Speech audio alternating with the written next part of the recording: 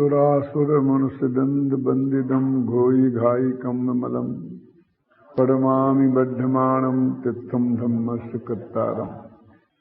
तीर्थंकर परमात्मा की दिव्य ध्वनि का सार यह प्रवचन सार ग्रंथादिराज की चर्चा अपन ने कल से आरंभ की है, जिसमें इस प्रकार की विषय वस्तु है, इस पर चर्चा अपन ने कल की।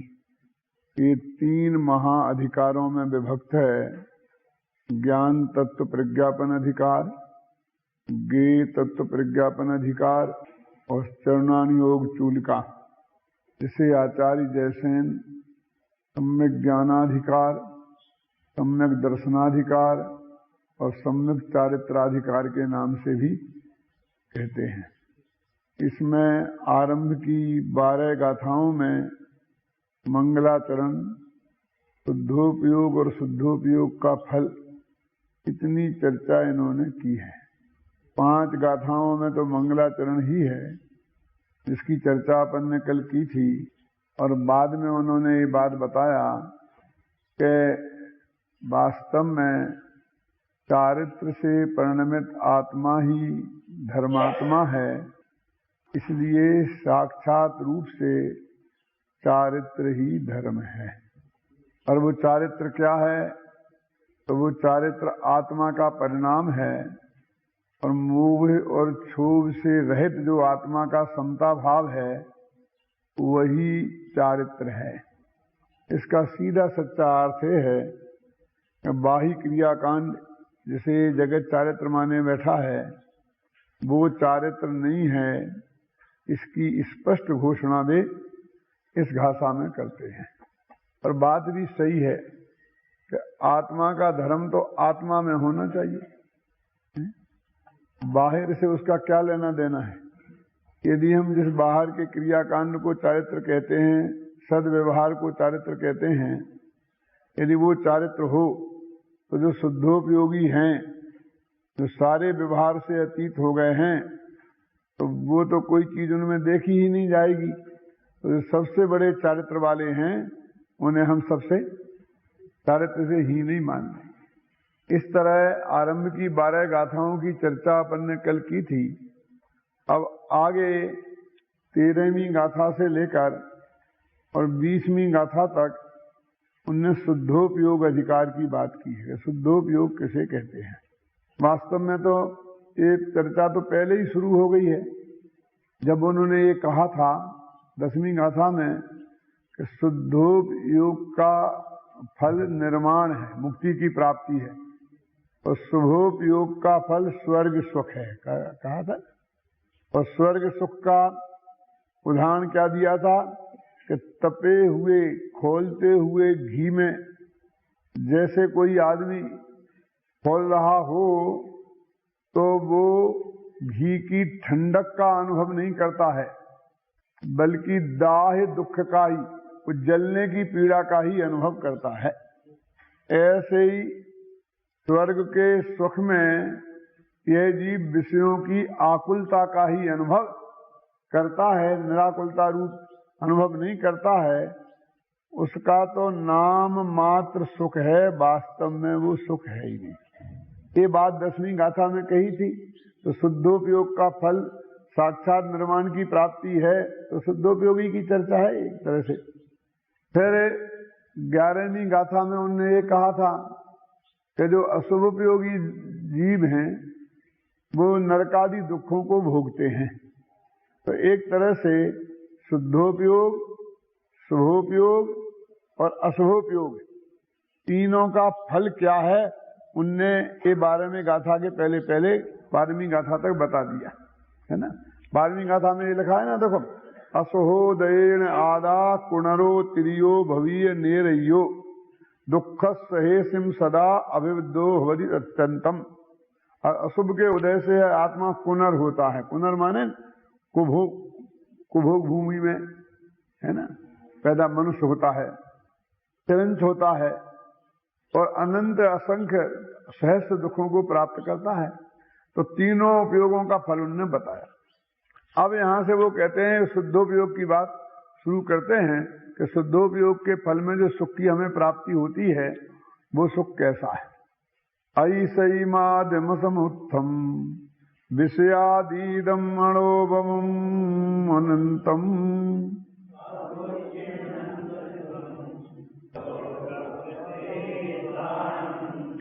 शुद्ध प्रयोग सिद्धानाम, शुद्धोपयोग में जो प्रसिद्ध हैं ऐसे जीवों का जो सुख है वो अतिशय विशिष्ट प्रकार का होता है। आत्म समुत्थम, वो आत्मा से उत्पन्न होता है।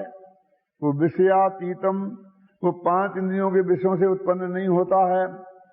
अनुपम होता है, अनंत होता है और अविच्छिन्न होता है, उसमें कोई प्रकार की बाधा नहीं होती है। आगे चल करके जब शुभोपयोग अधिकार आएगा अथवा स्वभाव अधिकार आएगा तब उसमें बताएंगे कि संसार का सुख कैसा होता है। तो आता है सपरम बाधा संयम विच्छिन्नम बंध कारणम विस्मम, बिल्कुल इससे उल्टा है वो। जब इससे उल्टा है तो वो एक तरह से दुख ही है ना। तो एक ऐसे शुद्धोपयोग ही साक्षात धर्म है और उसका फल ये आकुलता रहे सिद्ध का जो सुख है वो है, उस जाति का सुख है। ये तो अपने छड़ाला में भी लिखा ना, यो चिंत निज में थिर भय जिन अकथ जो आनंद लहो सु इंद्र नाग नरेंद्र वा अहिमेंद्र के नाही कहो। ऐसा वो अद्भुत सुख है, तो शुद्धोपयोग का वो फल है।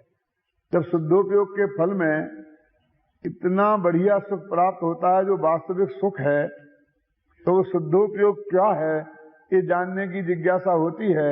इसे 14वीं गाथा में उनने शुद्धोपयोग की परिभाषा दी है। सुवेदित पयथ सुत्तो संयंतप संजदो विगदे रागो समणो समस्वय दुखो मन तो सुखदोपयोगोती। सबसे बड़ी बात तो यह है कि शुद्धोपयोगी श्रवण और शुभोपयोगी श्रवण ये कोई 2 प्रकार के अलग अलग श्रवण नहीं है, एक ही साधु हैं और वे ही शुद्धोपयोगी हैं और वो ही शुभोपयोगी है। शुद्धोपयोग के काल में वो शुद्धोपयोगी है और जब वो आत्मा के अनुभव के काल में नहीं रहते हैं तब वे ही मनुष्यों को पढ़ाने के काल में, शास्त्रों को लिखने के काल में, आहार आदि काल में वे ही शुभोपयोगी हैं। तो शुद्धोपयोग है क्या? तो वो कहते हैं कि देखो शुद्धोपयोग की कहने को तो परिभाषा है लेकिन वास्तव में उसकी एक भूमिका है।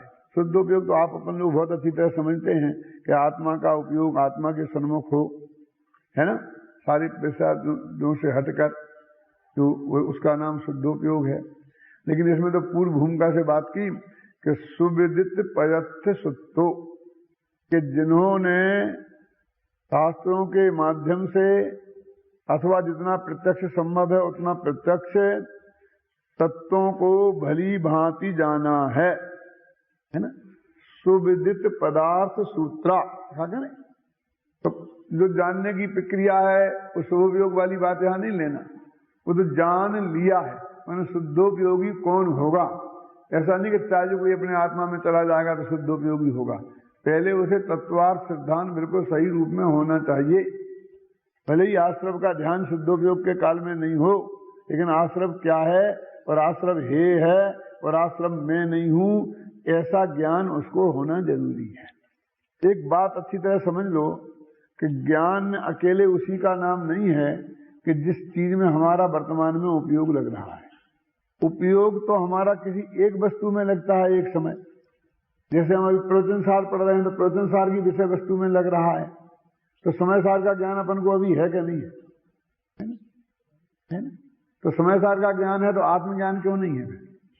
माने जो हमारे लब्धि ज्ञान में जितनी चीजें हैं वो सब का नाम ज्ञान है, प्रगट पर्याय है। वो लब्धि और उपयोग दोनों पर्याय के नाम है, प्रगट पर्याय के नाम है, कोई वो शक्ति का नाम नहीं है लब्धि। तो जब वो आत्मा का अनुभव कर रहा है तब भी वो 7 तत्वों को का ज्ञान है उसे, और जब वो पर का ज्ञान कर रहा है तब भी वो 7 तत्वों का जानने वाला है। जैसे कि चलता फिरता खाता पीता सम्यक दृष्टि भी सम्यक दृष्टि है और आत्मा का अनुभव करने वाला सम्यक दृष्टि भी सम्यक दृष्टि है। उसके सम्यक दर्शन में कोई फर्क थोड़ी पड़ता है कि भोजन के काल में सम्यक दर्शन हल्की क्वालिटी का हो जाता हो। तो जैसे सम्यक दर्शन स्वौर पर किसी को भी जान रहा हो उसके काल में रह सकता है, तो सम्यक ज्ञान नहीं रह सकता है? तो रहता ही है। माने वो इसलिए सुविदित पदार्थ सूत्रों कि जिसने पदार्थों को सूत्रों को आगम से देशना लब्धि की बात है, भगवान आत्मा को अच्छी तरह जाना और अनुभव से भी जाना है। अभी अनुभव नहीं है भले ही, तो भी अभी वो ज्ञान उसे मौजूद है। ऐसा जीव शुद्धोपयोग का पात्र होता है। माने वो शुद्धोपयोगी है ऐसा ही नहीं, शुद्धोपयोगी होने के लिए जो शर्त है वो भी उनने शुद्धोपयोग की परिभाषा में शामिल की। जैसे देवशास्त्र गुरु की श्रद्धा सम्यक दर्शन नहीं है, लेकिन देवशास्त्र गुरु की श्रद्धा के बिना सम्यक दर्शन नहीं होता। तो देवशास्त्र गुरु की श्रद्धा सम्यक दर्शन की प्राप्ति के लिए जैसे आवश्यक शर्त है ना, तो उसको परिभाषा में समंत भद्र ने शामिल कर दिया। कोई शुद्धोपयोगी का हम ये बात बता रहे तो उसका ऐसा अर्थ निकाल लेगा उसको शुद्धोपयोग के काल में भी उसको सारे पदार्थों को जानते रहना चाहिए, और नहीं जानेगा तो शुद्धोपयोग नहीं कहलाएगा, ऐसा कोई अर्थ नहीं है। जानते रहना चाहिए क्या, वो जानता ही है, जानते रहना चाहिए वाली बात कहां से लाए। वो उपयोग को जो ही जानना मानते हैं और लब्धि को जो जानना नहीं मानते हैं वो ऐसी बात करते हैं। और ऐसी बात कोई दूसरे लोग नहीं, अपने लोगों में से जब चर्चा करते हैं ना तो उनकी ये बात पकड़ में आ जाती है कि साहब देखिए उस वक्त पर को जानना जरूरी थोड़ी है, शुद्ध उपयोग के काल में पर को जानना जरूरी थोड़ी है, तो वे उपयोग को ही जानना मानते हैं। तो मैं कहता हूं पर के जानने का विरोध थोड़ी है, जो ज्ञान उसको बुद्धि लब्धि में उपलब्ध है वो सब जान ही रहा है ना। लिखा ना, देखो कोमल सिंह जी, सुविदित पदत्थ सुत्तो संयम तप संजदो, संयम और तप से युक्त है, विगत रागो राग से रहित है।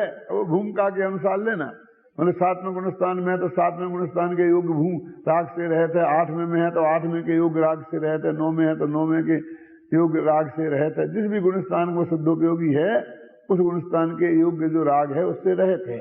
एक तो ये तो पर्याय वाला राग से रहित, और राग से रहित तो निगोधिया भी है, राग है उसमें और राग से जुदा है ना, लेकिन वो यहाँ बात नहीं है, तो पर्याय वाली राग की बात है।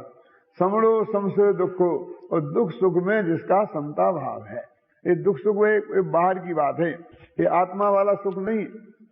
अनुकूलता प्रतिकूलता, बाह्य अनुकूलता प्रतिकूलता में जिनका समता भाव है, वीतराग भाव है, ऐसे जीवों को शुद्धोपयोगी कहते हैं, अथवा ऐसी परिणति को शुद्धोपयोग कहते हैं। तो इसमें वही लगाना है, तो वो शुद्धोपयोग वही, तो बात ध्यान की अवस्था का नाम ही, लेकिन उसमें इतनी बातें होना जरूरी हैं। ऐसा ये शुद्धोपयोग का स्वरूप इन्होंने इस गाथा में बताया। और फिर इसके बाद में वो ये कहते हैं कि ऐसे शुद्धोपयोगी जीव गेयों के पार को पा लेते हैं। क्या है, क्या कर लेते हैं वो? गेयों के पार को पा लेते हैं। देखो ये 15वीं गाथा में लिखा है, उपयोग विशुद्धो जो विगदार अंतराय मोह रयो भूदो सैमे वादा जादी परम गे भूदानम, जादी पारम गे भूदानम। गेयों के पार को पा लेते हैं, माने केवल ज्ञानी हो जाते हैं, और लगा ना ज्ञानावने अंतराय आदि कर्म का नाश कर देते हैं। इन्हीं शुद्धोपयोग का फल क्या है, जो अपन ने अभी 14वीं गाथा में शुद्धोपयोग का स्वरूप पढ़ा था, 15वीं गाथा में उसी बात को कहते हैं। तो शुद्धोपयोग का फल निर्वाण का सुख बताया था ना, तो उन्होंने उसको उसमें अनंत सुख और गेयों के पार को पा लेना, ये दो बातें कही। दो बातों पर बहुत वजन दिया मीठा भाई। क्यों? ये इस बात की भूमिका है कि जो भविष्य में भी ज्ञानाधिकार और सुखाधिकार लिखने वाले हैं ना, इसमें अतीन्द्रिय ज्ञान और अतीन्द्रिय सुख की महिमा गाएंगे।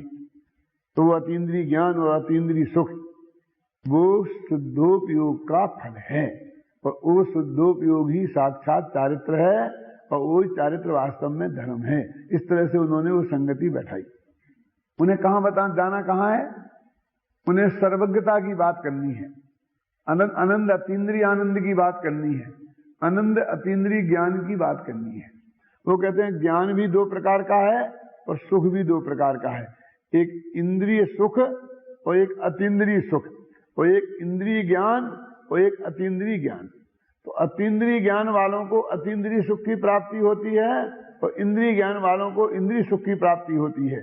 इसलिए अतीन्द्रिय ज्ञान उपादेय है और इंद्रिय ज्ञान हेय है।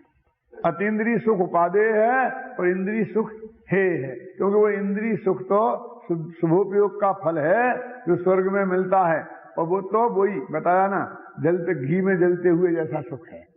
ये इनकी थीम है पूरे इस अधिकार की। इसलिए शुद्धोपयोग का स्वरूप बताकर और शुद्धोपयोग के स्वरूप का फल क्या है, तो वो कहते हैं कि गेयों के पार को प्राप्त कर लेना ये शुद्धोपयोग का फल है। ये 16वीं गाथा बहुत प्रसिद्ध है, स्वयंभू की गाथा कही जाती है, गुरुदेव के मुख से आप लोगों ने सुनी होगी। ये स्वयंभू का मतलब क्या है ना, लिखा ना 16वीं गाथा, तैसो लब्ध सहावो सब मन्नु सब लोग पदि महे दो भूदो स्वयं वादा हवरि स्वयं बुद्धि निर्दिष्ठो। स्वयंभू किसे कहते हैं? ये जो अपना है ना सहस्रनाम वगैरह अथवा स्वयंभू स्तोत्र, स्वयंबोध, स्वयंभू भगवान, स्वयंभू स्तोत्र स्वयंभू शब्द से ही शुरू हुआ। स्वयंभू माने क्या? लोक में अपन कहते हैं ना कि वो तो स्वयंभू नेता है। तो स्वयंभू नेता का मतलब समझते हैं किन्हें कहते हैं? जन्मजात नेता है, वो तो बने बनाए नेता हैं, उन्हें किसी ने बनाया नहीं है। स्वयंभू शब्द का वास्तविक अर्थ ये होता है कि पर की अपेक्षा के बिना जो स्वयं की शक्ति से जो हम प्राप्त करते हैं उसको स्वयंभूपना कहते हैं। जैसे अपन कहते हैं ना, जंगल में सिंह को राज तिलक किसने किया? मृगेंद्र से मृगेंद्रत्वम वितीर्णा केन कानने। यशपाल जी आपकी छत्रूणामणि में लिखा कि नहीं लिखा है? तो मृगेंद्र से मृगेंद्रत्वम, मृगेंद्र के लिए उनका जंगल का राजापना, कानने माने जंगल में, केन वितीर्णा किसने दिया है, किसने बांटा है? उसने अपने पुरुषार्थ से अपना राज्य प्राप्त याद किया है। अपने पुरुषार्थ से उसने ये आतंक पैदा कर दिया है कि एक एक जानवर उसकी आवाज सुन के घबरा जाता है, उसका राज्य हो गया। तो स्वयंभू ऐसे बोलते हैं। तो कहते हमें जो केवल ज्ञान की प्राप्ति हमने की, वो कैसे प्राप्त की केवल ज्ञान की?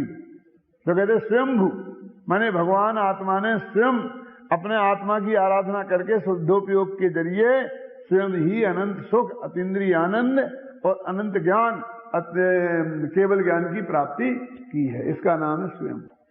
अब स्वयंभू की गाथा की चर्चा ज्यादा क्यों होती है कि ये भगवान आत्मा का जो निर्मल परिणमन है अथवा मुक्ति की प्राप्ति है, अनंत सुख की प्राप्ति है, अतीन्द्रिय ज्ञान की प्राप्ति है, वो किसी दूसरे के सहारे से नहीं होगी, वो दूसरे की कृपा से नहीं होगी, वो दूसरे के आशीर्वाद से नहीं होगी।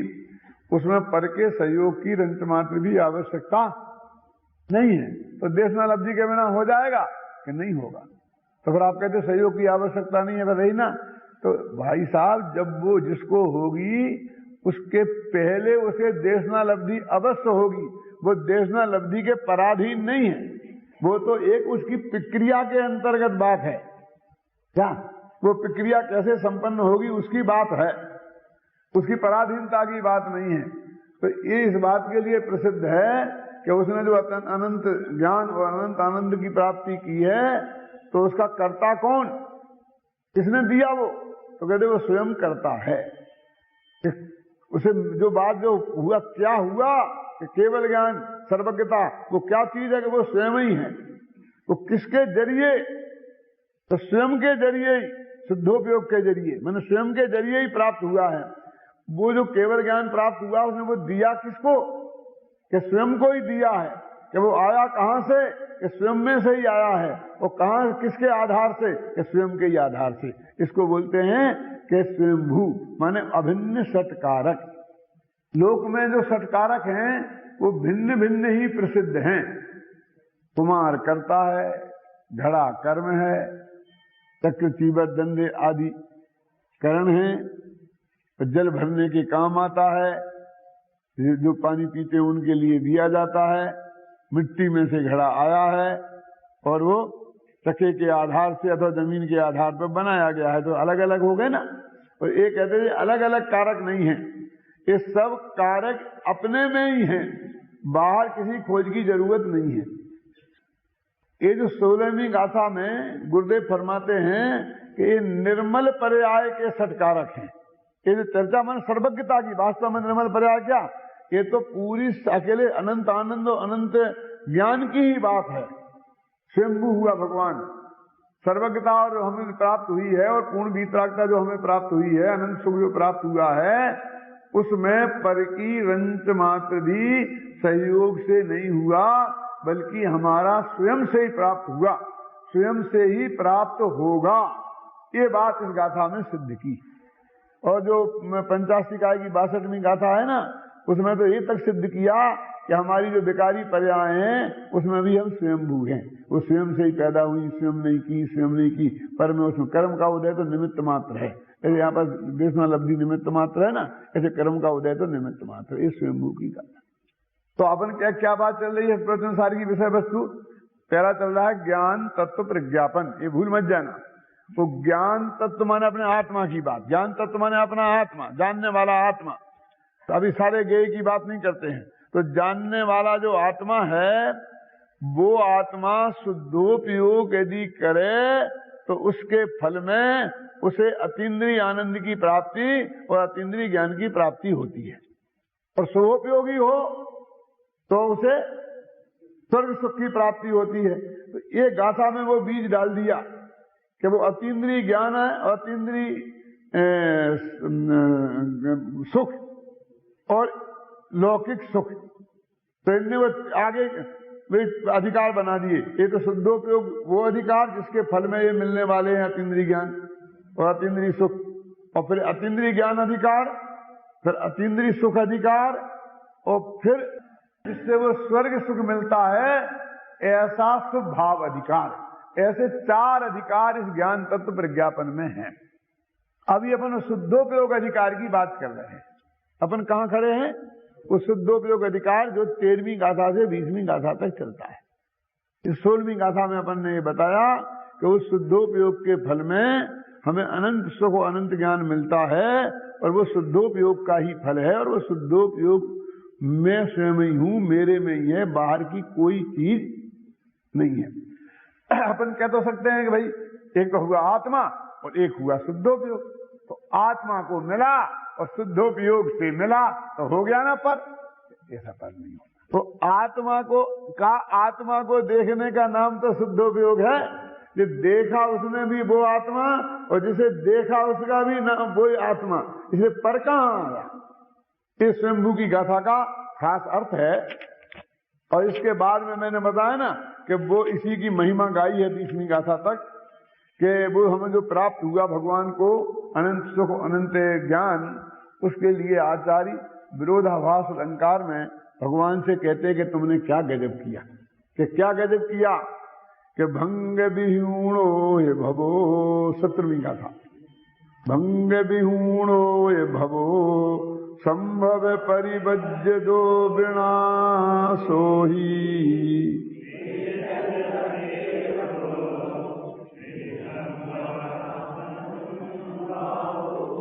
कहते भगवान तुमने ऐसा उत्पाद किया, भव माने उत्पाद, कि जिसका कभी भंग नहीं होगा, माने जिसका कभी नाश नहीं होगा।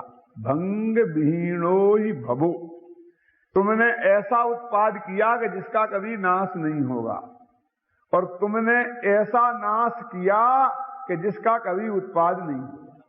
तो ऐसा दुनिया में हो ही नहीं सकता है। वस्तु तो उत्पाद का ध्रुव वाली है। पूर्व पर्याय का जब नाश होता है तो उत्तर पर्याय का उत्पाद तो होता ही है। अपन ऐसे कहते हैं ना, जैसे एक आदमी को नुकसान हुआ तो दूसरे को फायदा होना ही है। जमीन के भाव कम हो गए तो जमीन जिसके पास थी उसे नुकसान हुआ, तो जिसने खरीदी उसे फायदा हुआ। क्यों? ऐसा कैसे हो सकता है कि एक को नुकसान हुआ दूसरे को फायदा नहीं हो?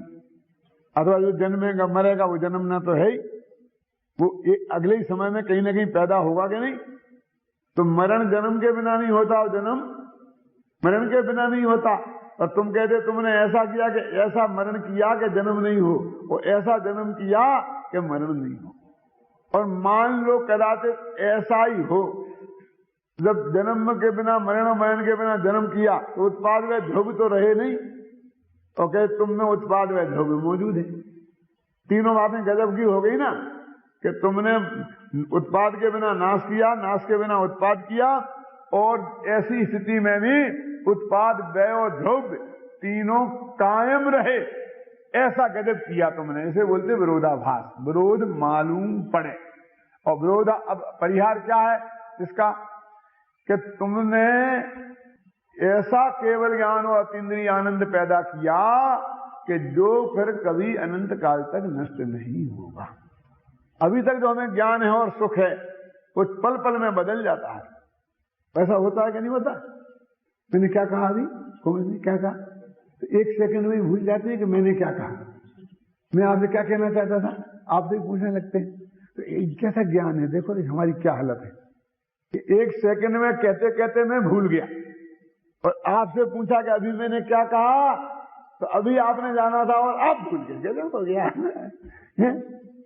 क्यों कि साहब मजे में, मजे में, अरे मजे में कहते ही अरे शुरू कर देता है। कि क्या हुआ कि जरा कमर में ऐसे मैंने मजे में जरा जोर से कहा ना, रीढ़ की हड्डी में ऐसा लचका लग गया, दर्द हो गया। ऐसा सुख और ऐसा ज्ञान है हमारा। और भगवान तुमने शुद्धोपयोग के फल में कैसा ज्ञान पैदा किया, कैसा सुख पैदा किया, कि अनंत ज्ञान पैदा किया और जो अनंत काल तक कभी नष्ट नहीं होगा। तो अनंत सुख पैदा किया जो अनंत काल में कभी नष्ट नहीं होगा, उसका नाम है भंग विहीनो ही भवो। और ऐसा राग का नाश किया कि वो अनंत काल में फिर द्वारा उत्पाद नहीं होगा। भंग विहीनो ही भवो संभव परिबज्जदो विनाशो ही, और विद्यति तस्यैव पुनः। ऐसी स्थिति होने पर भी स्थिति संभव नाश संवायो, फिर भी स्थिति संभव और नाश इन तीनों का संवाय तेरे अंदर में विद्यमान है। तो एक बताना चाहते हैं, इसी जो जैन तत्व ज्ञान है उत्पाद व ध्रुव का, उसके माध्यम से उदाहरण भी उसको लिया कि उन्होंने अनंत ज्ञान अनंत सुख की प्राप्ति की, और वो अनंत ज्ञान और अनंत सुख अनंत काल तक के लिए मिलेगा। देखो इस लौकिक सुख की क्या स्थिति है कि उन्होंने लिखा कवियों ने कि आपका जब वियोग होता है तब तो वो हमें बहुत दुख देता ही है।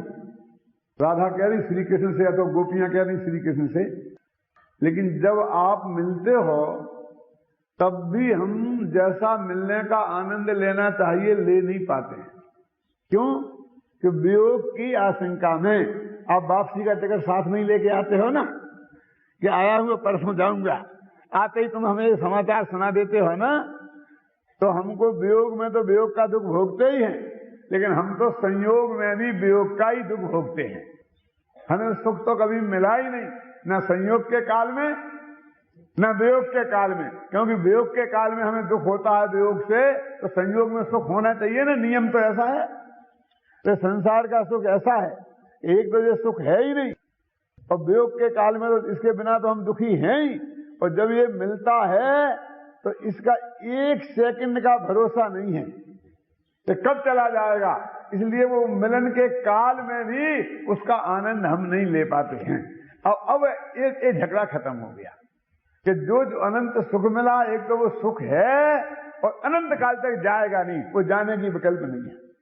क्या भंग विहीनो ही भवो, ये अर्थ समझ में आए? आचार्य ये बात कहना चाहते हैं, वो शुद्धोपयोग के फल की महिमा बता रहे हैं। ख्याल में ना, इसीलिए शुद्धोपयोग अधिकार है। महिमा तो केवल ज्ञान की अनंत सुख की हो रही है, तो ये ज्ञान अधिकार नहीं है। कहो तो हम मान सकते हैं ज्ञान अधिकार भी शुरू हो गया। ऐसा कोई बंटवारा थोड़ी कुंद कुंद ने किया था, वो तो बंटवारा तो अम्बे चंद्र ने किया, जयसेन ने किया अधिकारों में बांटने का। वो तो अपनी एक लाइन में चल रहे हैं कि उस शुद्धोपयोग के फल में ऐसा सुख और ऐसा ज्ञान हमें प्राप्त हुआ। देखो तो मैंने बोला ना कि आगे की गाथाओं में तो इसी की महिमा बताई है, और फिर अपना 20वीं गाथा के बाद में 20वीं गाथा तक पहुंच करके इस अधिकार को समाप्त करते हैं, तो अपन ज्ञान अधिकार शुरू करेंगे, जो इसका सर्वश्रेष्ठ अधिकार है, जिसके लिए ये ज्ञान तत्व प्रज्ञापन लिखा गया। सौखम वा पुण्य दुखम केवल नाणस्य नत्ति देह गदम जम्मा अदिंद्रियत्तम जानम तम मारुतम नेयम। तो जो केवल ज्ञानी का जो सुख है वो देहगत नहीं है, वो शारीरिक सुख नहीं है। मानो वो जो विषयातीत वाला सुख है, 5 इंद्रियों का वाला सुख है, वो सुख नहीं है। ये जो सुख है वो तो देहातीत है, वो सीधा आत्मा से उत्पन्न होने वाला है। और इसीलिए ये 5 इंद्रियां देह के अंग का नाम है, इसलिए उस सुख का नाम भी अतीन्द्रिय रखा है और ज्ञान का नाम भी अतीन्द्रिय रखा है। तो यहां तक ये शुद्धोपयोग अधिकार क्यों? बोलो अजित बाबू। आगे से विज्ञान अधिकार क्यों? कि अभी शुद्धोपयोग के फल में ज्ञान और सुख दोनों की कंबाइंड बात कर रहे हैं। तो ये ज्ञानाधिकार कैसे कह सकते हैं, सुखाधिकार कैसे कह सकते हैं? तो सुख की भी बात करते हैं, ज्ञान की बात भी करते हैं। अतीन्द्रिय सुख, अतीन्द्रिय ज्ञान, अतीन्द्रिय सुख, अतीन्द्रिय ज्ञान। अब उसके बाद में जब ज्ञानाधिकार शुरू करेंगे तो ज्ञान की महिमा बताएंगे। पहले 52वीं गाथा तक 32 गाथाओं में ज्ञानाधिकार चलेगा। 21 गाथा से लेकर 52 गाथा तक 32 गाथाओं में ज्ञानाधिकार चलेगा।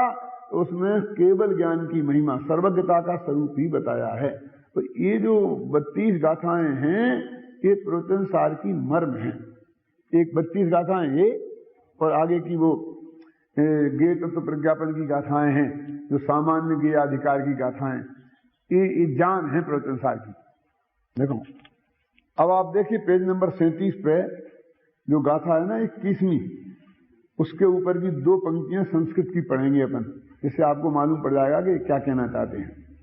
अथ ज्ञान स्वरूप प्रपंचम सौख्य स्वरूप प्रपंचम च कृम प्रवृत्त प्रबंध द्वेन अभिधाति। अब हम ज्ञान स्वरूप प्रपंच, ज्ञान के स्वरूप को विस्तार से कहेंगे। प्रपंच माने होता है विस्तार। आजकल तो प्रपंच शब्द बहुत बदनाम हो गया है, कहते तो क्या प्रपंच में पड़ गए बोलते ना। जैसे हम कहें आप बहुत गहरी गहरी गुलस्तानों की चर्चा करने लग जाएं तो मैं कहूँ आप कहाँ प्रपंच में पड़ गए? अजी प्रपंच है, तुम धंधे पानी में लगे, सो प्रपंच नहीं है, और हमारे इसको तुम प्रपंच कहते हो, तुम्हें शर्म नहीं आती? अरे प्रपंच माने विस्तार। तो हम क्या करें? ये खुद ही कह रहे हैं ना आचार्य कि हम ज्ञान स्वरूप प्रपंच करेंगे, हम ज्ञान के स्वरूप का प्रपंच करेंगे। तो खुद ही प्रपंच कर रहे, हमें प्रपंच में डाल रहे कि नहीं डाल रहे? तो देखो यहां लगा ना ज्ञान स्वरूप प्रपंचम, लिखा क्या नहीं लिखा? तो सौख्य स्वरूप प्रपंचम, अब सौख्य के स्वरूप को, ज्ञान के स्वरूप को हम विस्तार से बताएंगे। तो शुरू में 32 गाथाओं में ज्ञान के स्वरूप को बताएंगे और बाद में सुख के स्वरूप को विस्तार से बताएंगे।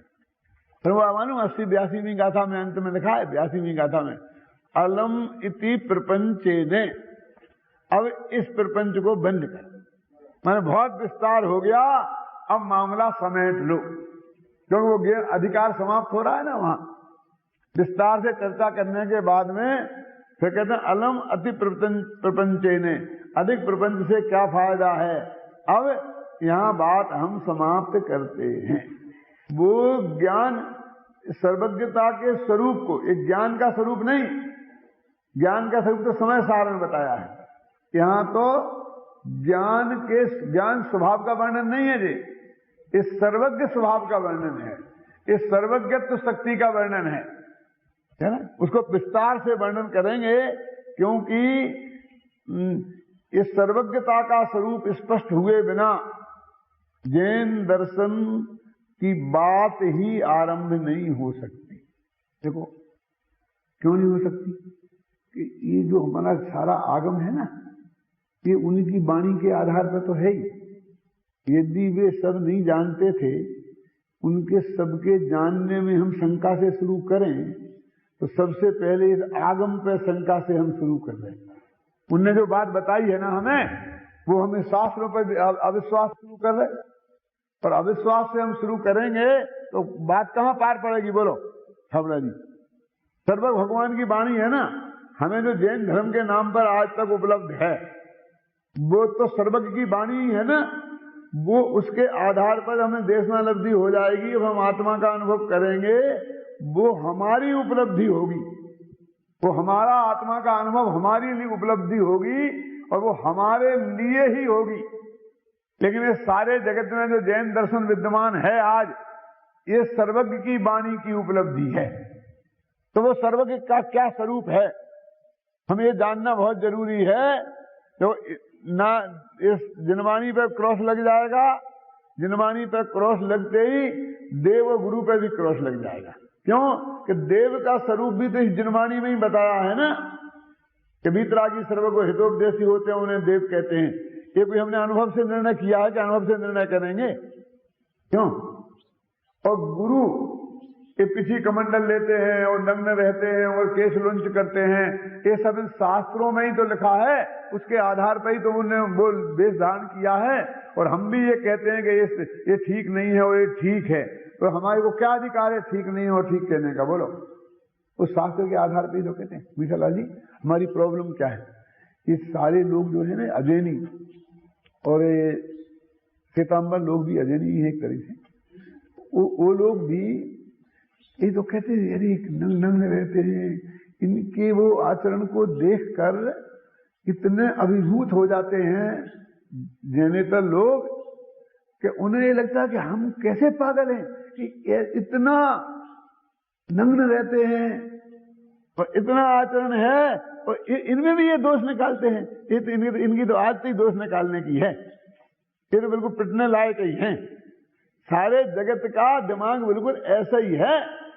तो कहते हैं कि नींद में करते हैं, और कोई अजैन विद्वान आता है तो वो तो गदगद हो जाता है उन महाराज को देख के, किसी भी महाराज के पास जाए तो गदगद हो जाता है। हो गई ना, क्योंकि उनके यहाँ जो गुरु जिस तरह से परिग्रह वाले हैं और जिस तरह से वो हैं, उनके सामने तो बिल्कुल बहुत ही बिल्कुल ऐसे दिखते हैं। और उसमें दो दिक्कत है कि उनको तो वो नग्न स्वरूप, ये नग्न स्वरूप तुम्हारा है, सच्चा दिग्दर्शन करने वाला है ना, वो देख के अभिभूत हो जाते हैं। और एक दूसरे को 10 मिनट देखना उन्हें, ऐसे बिल्कुल भगवान जैसी मूर्ति बने बैठे अकेले वो ही देखने। लेकिन ये तो पता नहीं है कौन सा बका क्यों स्तुते रामा ये ना हम मुश्किली करता नहीं है, समझ में क्या? बगुला बिल्कुल ध्यान मुद्रा में एक टांग से बैठा था तालाब में, तो राम बोले वाह गजब हो गया, इतना बढ़िया ध्यान, ऐसा ध्यान कोई करे तो आत्मा प्राप्त हो जाए। तो लक्ष्मण कहता है, अथवा मछलियां कहती हैं कि बका क्यों स्तुते रामा तेना हम निष्कुली करता, कि तुम इस बगुले की क्या स्तुति करते हो, इसने हमारे कुल के कुल साफ कर दिए है।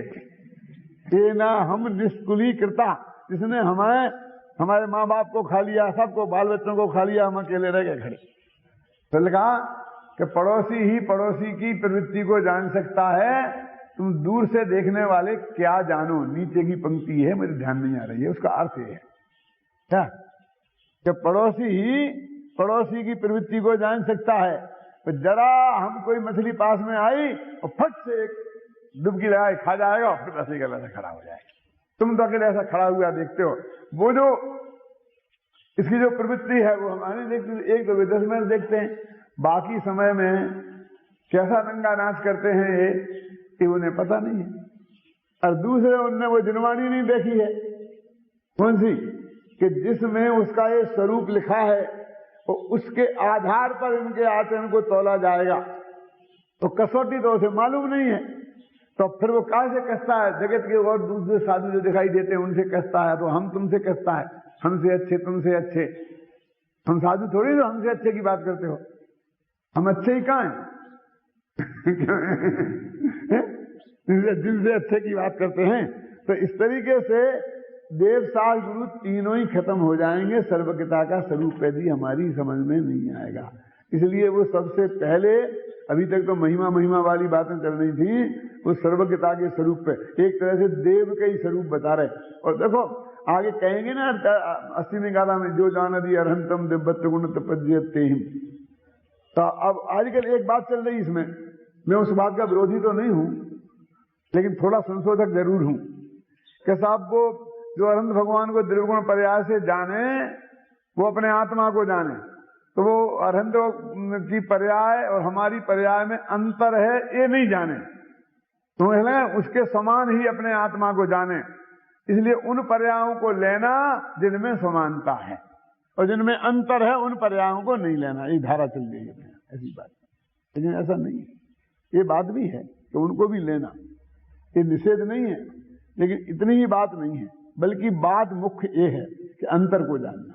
कि क्यों कि ये जो 80वीं गाथा है वो यहां से शुरू हो रही ना, जिसमें सर्वज्ञता का स्वरूप बताया, जिसमें अनंत सुख का स्वरूप बताया, ये अरहंत के ही तो सुख को बता रहा है ना। ये जो ज्ञान प्रपंचाधिकार है, सर्वज्ञता का स्वरूप बताएंगे ना 32 गाथाओं में। मीठालाल जी मेरी बात समझ में आई आपको? और फिर अनंत सुख की बात बताएंगे, और उसके बाद कह रहे तो वो ये कहना चाहते हैं कि हमने जो ये समझाया है अरहंत के द्रव्य गुण पर्याय, तो ये तो पर्याय ही पर्याय की बात है। सर्वज्ञता भी पर्याय है और अनंत सुख भी पर्याय है। तो इसको जाने, और ऐसा ही हमारे आत्मा का स्वभाव है। ख्याल में आए ना? तो ये बात मुख्य है यहाँ, और ये बात की चर्चा आज से नहीं 20 साल से हो रही है। जब तक देवलाली में शुरू हुआ था इस शिविर, जब ये बना ही नहीं था देवलाली का प्रभु वो, तब मैं ये 80वीं गाथा ली थी, तब से ये बात चलता है विवाद का विषय, समझ लो आप। कहनी साहब वो नहीं लेना, अरे वही की बात कर रहे हैं। वो 80वीं गाथा में इसी की बात कहते हैं, जो अरहंत को द्रव्यगुण पर्याय से जाने। तो ये जो पर्याय की बात, सर्वज्ञता रूप पर्याय की बात चल रही है ना, और अनंत सुख की बात चल रही है, ये इसको जाने। और वो अधिकार क्या है? वो कौन सा अधिकार है? वो तो शुभ भाव अधिकार है भाई साहब। और वो ये लिखते हैं कि यही बताया रास्ता उनने, और इसी रास्ता से आज तक जितने में मोक्ष गए हैं, सब्बे भी अरहंता जैन विधान खदी कम्मंसा, सारे अरहंतों ने जिस विधान से कर्मों का नाश किया है और भविष्य में भी करेंगे, नमो तेसिम, उनको मैं नमस्कार करता हूं। फिर जाकर के 86वीं गाथा में ये कहते हैं कि वो एक ही रास्ता है, कोई दूसरा रास्ता है? उपायांतर के हाँ है, योजनवाणी का अभ्यास करो, ये दूसरा रास्ता बताया। तो ये जो सर्वज्ञता का स्वरूप जानना कितना जरूरी है, अब वो यहां से शुरू करते हैं 21वीं गाथा से। देखो, ऐसा ज्ञान स्वरूप प्रपंचम, सौख्य स्वरूप प्रपंचम च कृम प्रवृत्त प्रबंध द्वेने। अब कृम से 2 अधिकारों के माध्यम से उनका स्वरूप हम बताएंगे। अब सबसे पहले केवली नो अतीन्द्रिय ज्ञान परिणतत्वात्, केवली भगवान के अतीन्द्रिय ज्ञान होने से सारी चीजें उनके प्रत्यक्ष हैं, ये बताते हैं। यहां से सर्वज्ञता का स्वरूप शुरू होता है। केवली के ज्ञान की बात है, ये ज्ञान स्वभाव की बात नहीं है। केवली के जानने की विधि क्या है, वो क्या जानता है, कैसे जानता है, ये सारा वर्णन इन 32 गाथाओं में है। परिणम दो खलुणानम पच्चखा शब्द दब्द पाया सोड़े बिते बिजानदी उग्घ पुब्बाही क्रियाहिम। अब एक एक गाथा पर मैं आपको ध्यान नहीं दिलाऊंगा, आप ही ध्यान देना। वो ध्यान देने की ड्यूटी आपकी है, मैं संकेत नहीं करूंगा। क्या लिखते हैं कि वो शब्द दब्द पज्जाया, सब द्रव्यों की सब पर्यायों को जो प्रत्यक्ष जानते हैं, और उग्गह पुब्बाही क्रियाओं न बिजानादि, अवग्रह यह अवादि क्रियाओं के माध्यम से नहीं जानते हैं। ये मति ज्ञान का स्वरूप है ना, क्रम से जानना, पहले दर्शन, फिर अवग्रह, फिर ईहा, फिर वबाय, फिर धारणा। ऐसा नहीं एक साथ सबको, पहले ऐसे जाना फिर उसे जाना, क्रम नहीं है जानने में। जितने द्रव्य हैं जीवन गुण, सकल द्रव्य के गुण अनंत पर्याय अनंता, और जाने एक काल प्रगट केवली भगवंता। वो सब इन्हीं पंक्तियों की बराबर हमने एक पंक्तियों में बांध दिया है छेडाला में। समय साथ संसार की पंक्तियां हूबहू मिल जाएंगी, है ना। तो अवग्रह यह आदि क्रियाओं के माध्यम से जो नहीं जानते हैं, वो सीधा डायरेक्ट आत्मा से जानते हैं, इंद्रियों के माध्यम से नहीं जानते हैं। और किसे जानते हैं? तब दब्ब पज्जाया, सब द्रव्यों की सब पर्यायों को एक साथ एक समय में और प्रत्यक्ष जानते हैं, कोई आड़त बीच में नहीं है। ख्याल में ना, ऐसा ज्ञान, उसका नाम यहाँ पर अतीन्द्रिय ज्ञान है। अतीन्द्रिय ज्ञान की परिभाषा शुरू हुई है। हम एक एक गाथा यदि आप देखेंगे तो उनमें वो उनकी महिमा गाई है। फिर अंत में 23वीं गाथा में वो मतार्थ की दृष्टि से थोड़ी बात करते हैं।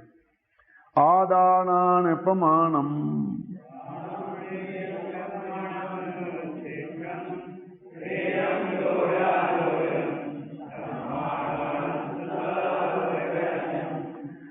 कुछ मत वाले ऐसे हैं जो ऐसा कहते हैं कि आत्मा सर्वगत है।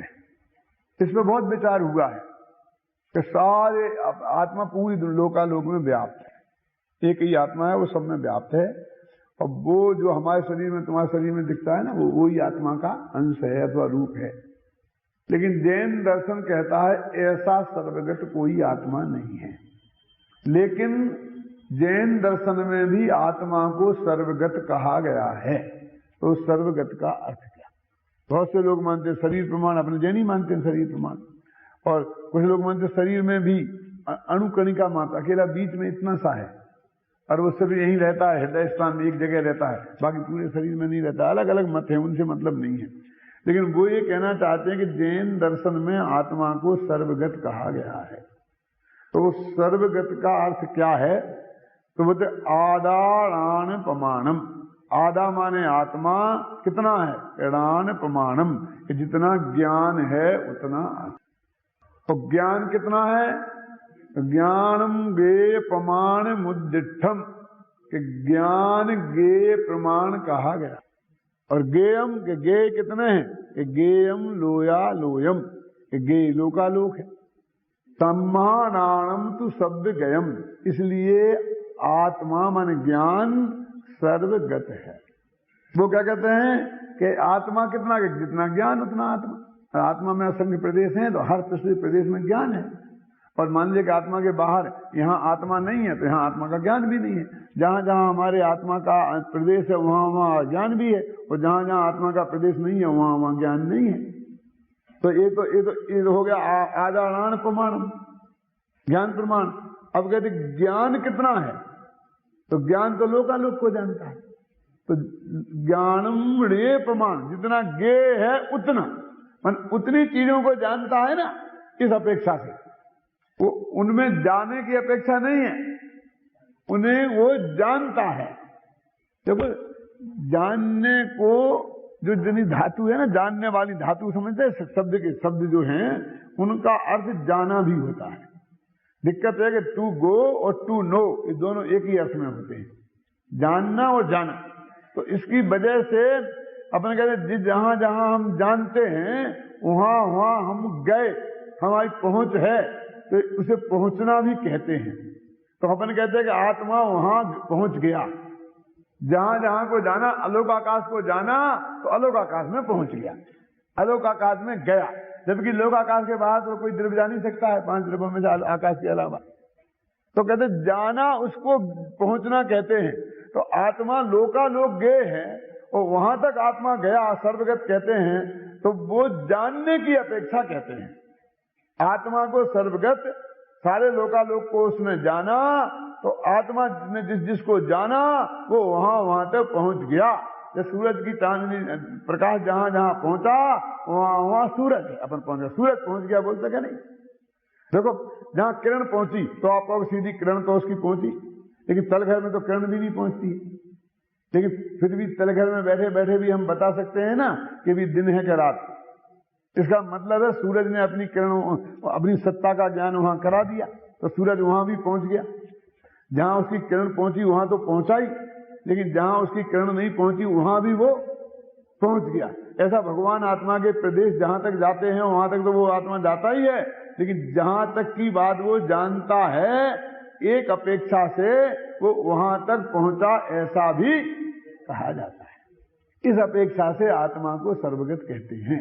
और इसके बाद में उन्हें अनेक गाथाओं में ये बात सिद्ध की है कि यदि आत्मा को ज्ञान से कम मानेंगे कि ज्ञान से बड़ा है और आत्मा छोटा है, कि ज्ञान तो लोकालोक में चला गया और आत्मा तो आगे आत्मा के शरीर के प्रदेशों में ही रहता है, कि लोकाकाश के बाहर जा नहीं सकता है।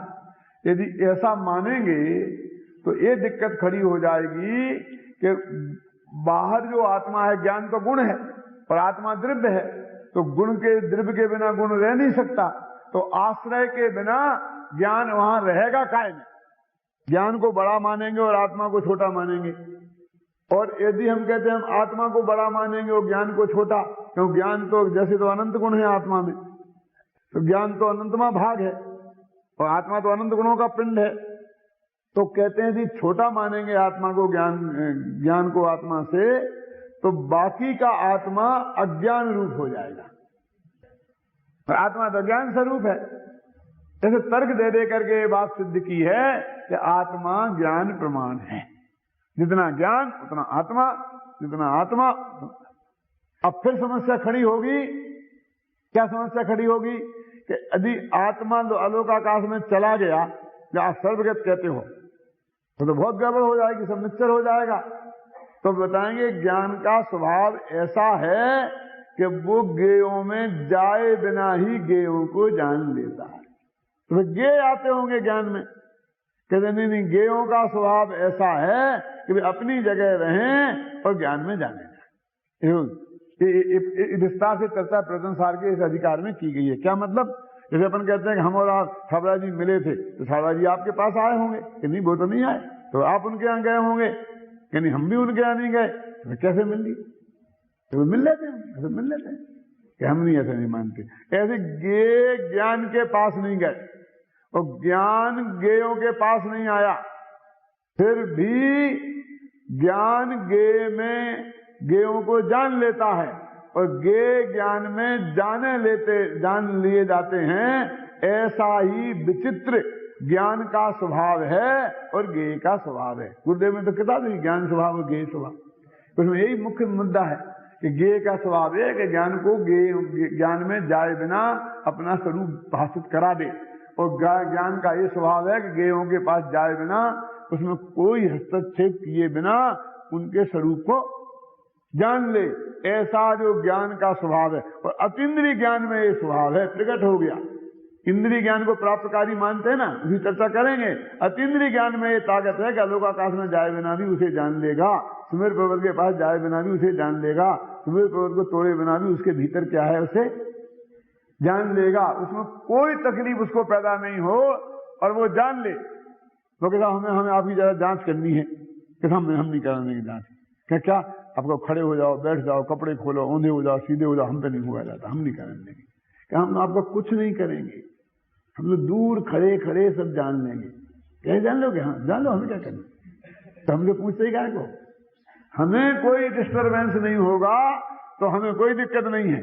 ऐसे ही गे को यदि ज्ञान के जानने से डिस्टर्बेंस होता तो गे ऐतराज करते, उन्हें कोई डिस्टर्बेंस है ही नहीं कि हमें आना भी नहीं पड़ेगा, जाना भी नहीं पड़ेगा, हम अपना काम करते रहें और ज्ञान सर्वक भगवान से जान लें। ऐसा जो ज्ञान का स्वभाव है, इसकी चर्चा आगे विस्तार से आएगी।